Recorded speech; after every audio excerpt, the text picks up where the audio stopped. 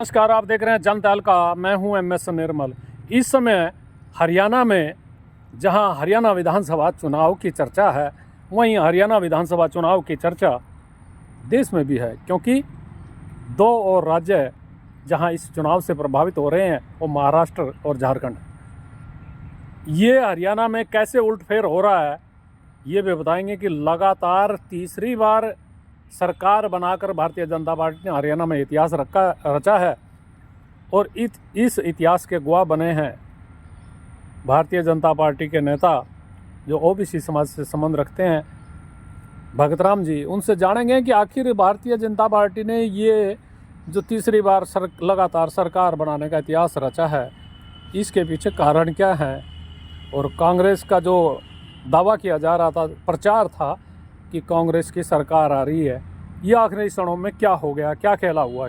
जनता हल्का पर स्वागत है भगत राम जी, क्या कहना चाहेंगे। नमस्कार निर्मल जी, सबसे पहले तो मैं जनता हल्का देख रहे दर्शकों को हृदय से प्रणाम करता हूं और ये बता देना चाहता हूं आपको आपके चैनल के माध्यम से कि जो सर्वे लिए गए टीवी वालों ने, वो सर्वे उनके ठीक थे। सर्वे के मुताबिक उन्होंने कांग्रेस की सरकार बनती दिखाई थी, लेकिन आपको याद होगा कि मैंने चुनाव से पहले भी आपको कहा था कि सरकार तो बीजेपी की ही बनने जा रही है। क्यों?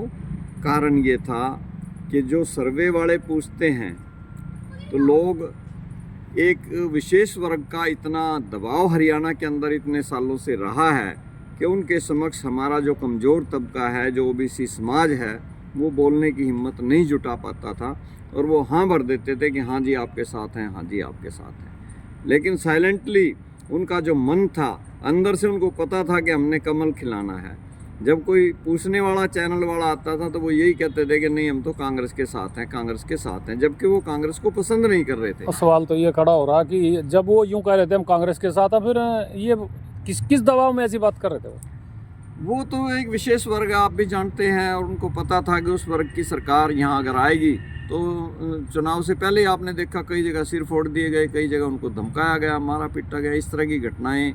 और जो सरेआम उनके कैंडिडेट जो एमएलए के थे वो कह रहे थे कि जी हम पहले अपना पेट भरेंगे, फिर अपने रिश्तेदारों का पेट भरेंगे, फिर अपने दोस्तों का पेट भरेंगे, फिर अपने सहयोगियों का भरेंगे, फिर जो हमारी सपोर्ट पे आए हैं उनका पेट भरेंगे।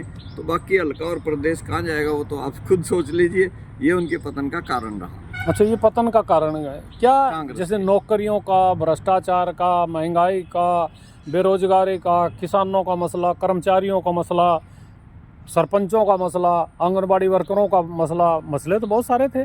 आखिर लोगों ने इन सभी मसलों को कैसे दुत्कार दिया? मसले सब थे, लेकिन नायब सैनी जी के मुख्यमंत्री बनते ही सभी वर्गों में खुशी की लहर आ गई और जो 56 दिन में नायब सैनी जी ने 126 घोषणाएं क्रियान्वित करके दिखाई, उससे लोगों के ऊपर गहरा असर पड़ा। और ओबीसी समाज ने तो उसी दिन से मन बना लिया था कि सैनी नायब सिंह जी को दोबारा से हरियाणा का मुख्यमंत्री बनाना है, उनको हर हाल में जिताना है। और वो चुपचाप ये निर्णय ले चुके थे, संकल्प कर लिया था कि हमने बीजेपी को छोड़ करके कहीं वोट नहीं देना। और इसी का कारण है कि उन 56 दिन के कामों को देखते हुए जनता ने जो है नायब सैनी जी के अच्छे कार्यों के ऊपर, उनकी स्वच्छ छवि के ऊपर मोहर लगाई है, उनको विजयी बनाया। अच्छा, मोहर लगा दी, विजयी बना दिया।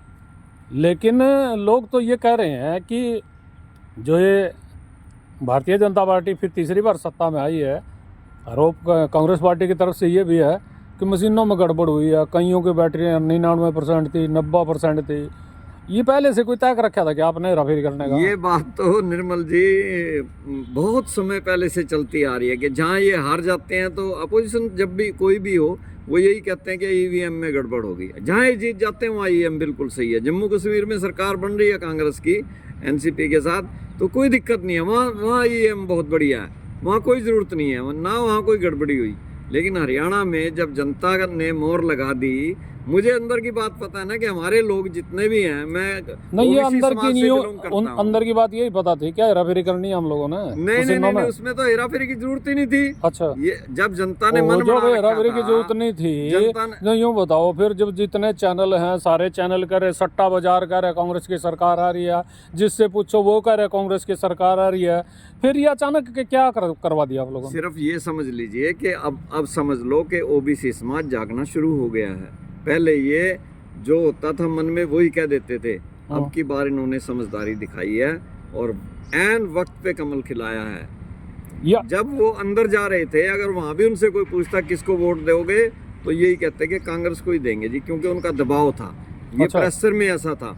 लेकिन वोट इन्होंने वहीं देनी थी जहाँ इनका मन था। और OBC समाज का जितना भी हमारा मतलब समझदार समाज है, बुद्धिजीवी है, नौजवान हैं, बेरोजगार युवक हैं, बिना खर्ची पर्ची की जो इनकी नीति है, इतना पसंद किया नवयुवकों ने, वो सब के सब मोहर लगा गए सैनी जी के अच्छे कामों पर। ठीक है, बिना खर्ची पर्ची की बात हो रही है, जाट नॉन जाट की भी बात हो रखी है, हिंदू मुसलमान की भी कह रहे बात इसमें चली है, क्या क्या रहे हैं इनमें, कुछ कारण बताएंगे? ये भी कुछ कारण रहे हैं कि जो एक वर्ग अपना दबाव बनाता था, उस दबाव से तंग थे लोग, उससे छुटकारा पाने के लिए इन्होंने ऐसी सरकार बनाई है जो सबको साथ लेके चले, सर्व समाज की हो। इसलिए सारे लोगों ने, सर्व समाज के लोगों ने मिलकर के नायब सिंह सैनी जी को चुना और उनकी सरकार को, मोदी जी की नीतियों को, अमित शाह जी की नीतियों को बढ़ावा दिया और उनके ऊपर मोहर लगाई। ये इनकी नीतियाँ इतनी बढ़िया थी, तो वे खट्टर साहब तो 9.5 साल मुख्यमंत्री रहे, फिर इनको हटा क्यों दिया था? यदि नीतियाँ बढ़िया थी तो इनको क्यों हटाया फिर? वो पार्टी के अंदरूनी मामले हैं। नहीं नहीं, हमें जो सूचना ही मिल रही थी भाई, लोग ये कह रहे थे भाई यदि इनके नेतृत्व में चुनाव लड़ा, जैसे लोकसभा में बुरी तरह से आ रहे हैं, 5 की 5 रहेगी, 5 उनकी 5 उनकी, हाथ 2 हाथ 50-50 होगी, विधानसभा में इससे बुरा हाल होगा। देखिए, हमें भी ये था कि जब सैनी साहब को इन्होंने बनाया था उपचुनाव के अंदर मुख्यमंत्री, तो OBC को ये खतरा था कि कहीं ये बाद में इसको बदल ना दें, चन्नी ना बना दें। लेकिन भारतीय जनता पार्टी ने बहुत ही समझदारी का काम किया है कि पहले से ही उनका चेहरा डिक्लेयर कर दिया, और जब से नायब सिंह सैनी को CM का चेहरा घोषित किया था, तब से इनकी वोटें बढ़ती चली गई और भारतीय जनता पार्टी की तरफ OBC समाज और जो नॉन जाट कह लीजिए, ये लामबंद हो गए और उन्होंने पूरी सरकार BJP की लाने का निर्णय कर लिया। अरे ये हिंदू मुसलमान का मसला भी कुछ चला है क्या? हिंदू मुसलमान का कोई ऐसा मसला नहीं था, सब भाई भाई हैं, सर्व समाज मिलकर। नहीं, भाई भाई तो हैं। अभी जो यूपी के मुख्यमंत्री यहाँ आए थे, योगी आदित्यनाथ जी, वो तो कह रहे थे भाई बटोगे तो कटोगे और नहीं बटोगे तो नेक रहोगे। वो तो एक फैक्ट है।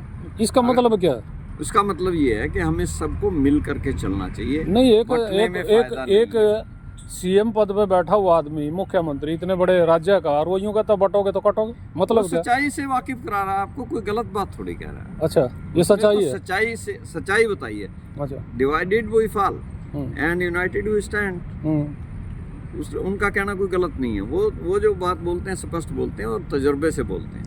नहीं, तजर्बा नहीं, मेरे ख्याल में लोगों को ये कहने के लिए भाई हिंदू मुसलमान, हिंदू एक हो जाओ, मुसलमानों से खतरा है। नहीं, वो तो ऑलरेडी जिसने जहाँ होना वो वही पड़े हैं। ऐसे कहने से कुछ फर्क नहीं पड़ता। अच्छा, ना कोई खतरे से डरता है, ना किसी को यहाँ भय है। जिससे भय था उनको हरा दिया हरियाणा के लोगों ने। अच्छा, जिनसे वो डरते थे, जिनकी सरकार नहीं चाहते थे, उनको कुर्सी के नेड़े लगने नहीं देंगे। अगली 4 प्लान। ये तो बड़ी बात अब कर, कोई भविष्यवाणी कर। इन मशीनों में कहीं आगे सेटिंग तो नहीं रखी? अगली 4 प्लान तक मशीनों को पहले से अच्छी तरह चेक कर लेना। अगली 4 प्लान तक नायब सैनी जी CM रहने वाले हैं हरियाणा में, और इससे भी बेहतर काम करके दिखाएंगे। और लोग याद करेंगे कि नॉर्थ हरियाणा का पहला CM पिछड़े वर्ग का आया था और इतना अच्छा काम किया कि 5 प्लान तक उसको किसी ने छोड़ने नहीं दी कुर्सी, जबरदस्ती कुर्सी पे बिठाएंगे। नहीं, ये भविष्यवाणी किस दावे से कर रहे हैं आप? मुझे ये बताओ। ऐसे काम इतने कह रहे थे भाई, किसान परेशान थे, कर्मचारी परेशान थे, और युवा परेशान थे, आंगनबाड़ी वर्कर थे, सरपंचों को लठ मारे गए। छोटा कौन है बताओ? सारे कर्मचारी पेंशन की बात कर रहे थे, वो खिलाफ थे। जो बीत गई बातें उनको भूल जाइए। अब आप फील्ड में सर्वे करिए कि वो लोग क्या कहते हैं। अच्छा। हर वर्ग खुश है, बेरोजगार भी खुश हैं। 24,000 नौकरियां, मतलब कोई जादू की छड़ी कलम से 24,000 नौकरियों पे ज्वाइनिंग लेटर इशू हो गए हैं कल ही, आपको पता होना चाहिए। और इतने गरीब घरों के बच्चे लगे हैं जिनके घर में चूल्हा जलाने की, रोटी की नौबत नहीं थी कि वो रोटी 2 टाइम की खा सकें। और जो काम करने वालियों के, जो पोछा लगाने वालों के बच्चे, जो मजदूरों के बच्चे, जेई बने हैं, क्लर्क बने हैं, पटवारी बने हैं, ग्राम सचिव बने हैं, उनसे आप जा कर के पूछिए कि सरकार कैसी है और कितना अच्छा काम कर रही है सरकार।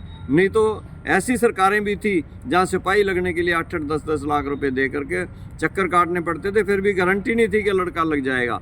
अभी डाकिया लेकर के आता है अपॉइंटमेंट लेटर, किसी को पैसा एक देने की ज़रूरत नहीं होती, सिर्फ मेरिट में आने की ज़रूरत है। मेरिट का मान बढ़ा है। लोगों ने, हमारे बच्चों ने पढ़ना छोड़ दिया था, आवारागर्दी में पड़ गए थे, बदमाश हो रहे थे, लेकिन अभी पढ़ना शुरू कर दिया। दोबारा किताबें हमारे गरीब बच्चों के हाथ में आ गई हैं। किताबें आ गई हैं, पढ़ोगे लिखोगे तो होगे विद्वान, नवाब खेलोगे कूदोगे। वो इसमें ये था कि पहले कहावत थी कि खेलोगे कूदोगे, होगे खराब, पढ़ोगे लिखोगे, बनोगे नवाब। देखिए ये नवाब तो बना दिया, लेकिन ये नायब नवाब रहेंगे या नहीं रहेंगे तो भविष्य बताएगा। लेकिन दावे बहुत हो रहे हैं, इन दावों में सच्चाई कितनी है ये आने वाला समय बताएगा। जो वायदे किए गए हैं, क्या वायदों पर खरे उतर पाएगी सरकार? व्यवस्था ऐसी है? बिल्कुल खरी उतर पाएगी। और नायब सिंह जी के साथ मिल करके, उनका साथ दे करके ओबीसी समाज का हर बच्चा अपने आप को नवाब समझता है कि अब हम नवाब बनने जा रहे हैं। अब हमारे को रोजगार की कोई कमी नहीं रहेगी, हमारे साथ हेरा फेरी नहीं होगी, हमारे हकों के ऊपर डाका नहीं डाला जाएगा, क्योंकि सीएम हमारे हकों के रखवाले हैं। वाह जी वाह, शुक्रिया।